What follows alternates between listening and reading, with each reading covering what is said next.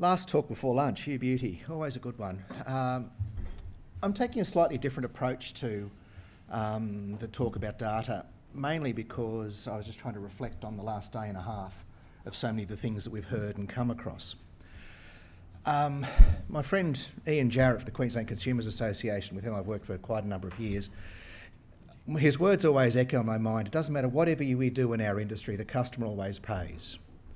It always comes back to whether electricity bill or indirectly, that all the new initiatives, all the changes, all the things we implement through our industry, and they're important and good ones, but sooner or later mum and dad pay for it in the electricity bill or in their taxes.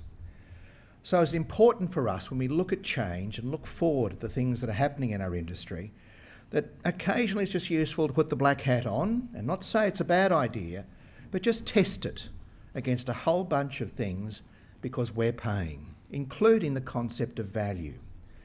Now, I work with a number of people on the Consumer Challenge panel for the AER, and our job is to give not only the AER a hard time, but also the electricity distributors, who are all going through their regulatory reset processes at the moment.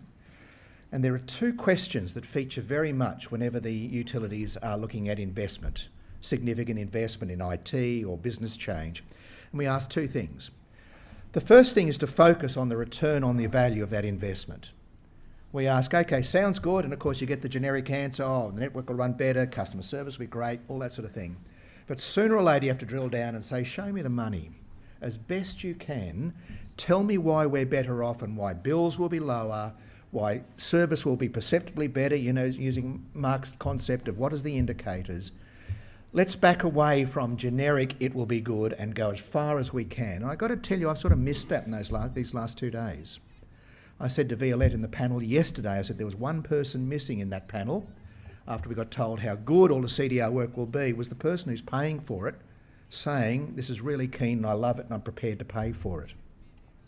And I think it's important that we as consumers and consumer advocates have to ask ourselves that question and to some extent keep the bastards honest. I mean that in the nicest terms. The second question we tend to ask as part of the consumer advocacy work that we're doing with the distributors is, what's the counterfactual? This is a Louise Benjamin word that I learnt. I had to look it up in the dictionary. Being an engineer, didn't understand that. Counterfactual basically means, have we clearly thought through the alternatives? Yes, this seems like a great idea. Yep, looks fantastic. All the positives line up, but we don't all drive Mercedes. We make value judgments as to why we drive a Hyundai or a Holden. Well, not many of those left anymore, but a Mazda. Because we make a value-based decision that says maybe the best thing is not the best value. So we ask ourselves, where's the sweet spot of expenditure versus return? And when we look at all the wonderful things that are happening ahead of us, we've got to keep that in the back of our mind too, is where's the value of the customer's dollar? So I'll just quickly line through a couple of slides. As part of the New South Wales regulatory reset, I went through the first 3 in the list on the AR websites of the consumer responses, not the actual distributors' proposal of the consumer's responses, and pulled out a few words. Now, this is the consumer's world of what's going on. No wonder we're confused. So one of the lenses that I think we should look at with this data protection, data provision, the information that we're using, all this better information, is to ask the first question, how is this contributing to straightening out that jigsaw a bit? Honestly, from our heart, not using generic words, but show me how this is straightening out this great gaggle of things that are facing consumers in our industry at the moment. We have to ask that question. Second thing I'd like to mention very quickly, the graphic there, the picture, I've borrowed from the Energy Networks Association, the ENA. They are doing some excellent work at the moment on a thing called open networks, which is where they're trying to think how all the pieces are going to fit together in the new world. And they're being assisted by a company called EA Technologies. This is their IP. EA have come out of the UK, where they've done a similar piece of work for the ENA in the UK. But the reason I grabbed that picture, and it's not meant to indicate anything specific other than this general shape, 2 things jump out and bite me. Firstly, the big wheel is all the actors, all the pieces of our puzzle, from AEMO to the regulator to where is alternative fuels sit, all these sorts of things. And a couple of new roles called the IDSO. I had to work out what that one was. It's a DNO, it's a DNSP who becomes a DNO and then outsources it to an IDSO. which is a perfectly good idea, I thought.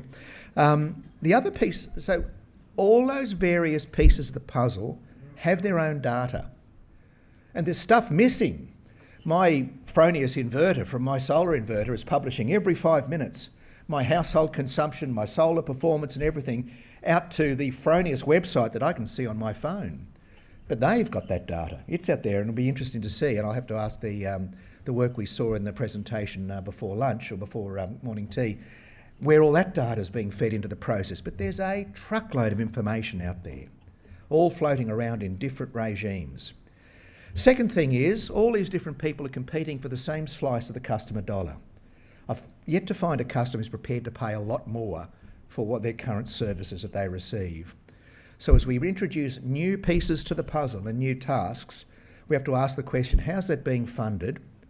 Where's the money coming from? And which existing incumbent is giving up a little slice of their pie to fund somebody to fund the new ideas? The third piece that struck me was, even though the room was about as big as this room with this number of people, with retailers and distributors and all sorts of people in the room, as they started drawing the lines, all roads led to this thing called an aggregator, not the retailer. I did have an issue too that apparently the customer is called a passive dir. So I rang my mum and said, how are you, passive dir? That went down real well, but I'm sure that they're going to change that to actually a customer in the new world ever since the charter's come out. But all roads led to the aggregator. Now this aggregator is, all our rules and regulations are largely silent about this aggregator role.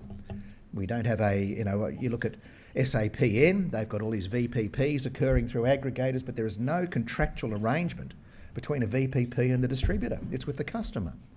So there's a whole bunch of new agreements and arrangements that have to go in place here to make this work. And of course there's data flows, information flows and regulation. So quickly just touch through a couple of the challenges we're seeing. First one is, who is this aggregator and what have you done with the retailer? Is the aggregator the new retailer? If so, are our rules, regulations, codes, practices, agreements, all the things that exist in our industry, do they need to be replicated for this new entity? Let alone when we start tippy-toeing into this world of data and data provision. Who are these people? Secondly, whoops, I just went blank. Okay. Secondly, there's a ton of data out there in the wild. How are we going to collect that and is it going to fit into these processes? Third one, let's ask ourselves, what is the business case? Let's think about who's paying, where's the return, where's the value. And personally, I don't think that we end with the conversation that says, but there'll be more competition, so it'll be great. Personally, I think you look at all the things that are going on, power of choice and 5-minute settlement and smart metering and tariff reform, we surely got to get to the point where we've squeezed all the juice out of the lemon. So therefore, we've got to start thinking, are we double counting benefits? Have we done the risk assessment that says what are the ducks around the outside to need to be aligned in a row to guarantee success of these initiatives we're trying to do? Now, I'm presenting this stuff not as a negative sense at all, but just a case of diligence and accountability, not only doing right, but being seen to do right in the eyes of our consumers. Because as we know, the roots, all chooks come home to a land called trust. So we've got to be able to demonstrate we've done it this way. And I'd just like to end on a point. I was able to sit through an excellent presentation by a guy called David Shipworth. He's from the University College of London last week.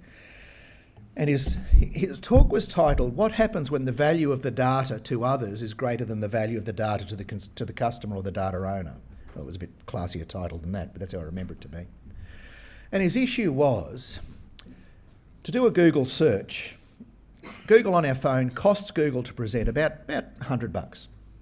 But we don't pay the $100. Other people do who make a buck out of that process. You look at the data that the guys were talking about before morning tea. There's the Harvey Normans, there's the good guys. There are a zillion people who would love that data and market it to us and pay for that information so that we can have targeted advertising. Now that opens a whole emotional question about how do we feel about that. There are some people at far end that think this is an absolute intrusion to your privacy and put all these rules and big firewalls around it all. There are others that say, knock yourself out. If you're going to pay for it and you're going to market to me, I'm happy that you pay and you fund it, and there's a different mechanism going on out there to give me the ultimate service. Now, I'm not proposing there's one way or the other, But as we start gathering more and more data, this pressure by third parties to say we'd love a piece of this and we're prepared to pay for it is going to go from the customer to the broader industry, and it's something we should keep in mind as we progress forward. So really, I'll stop now, but the reason I wanted to go in this direction was not to say what we're doing is wrong or bad. It is absolutely fantastic and critical. But as consumers, it's important for us to be confident and comfortable that we are heading in the right direction and we're spending our customers' money wisely. Thanks very much for your time.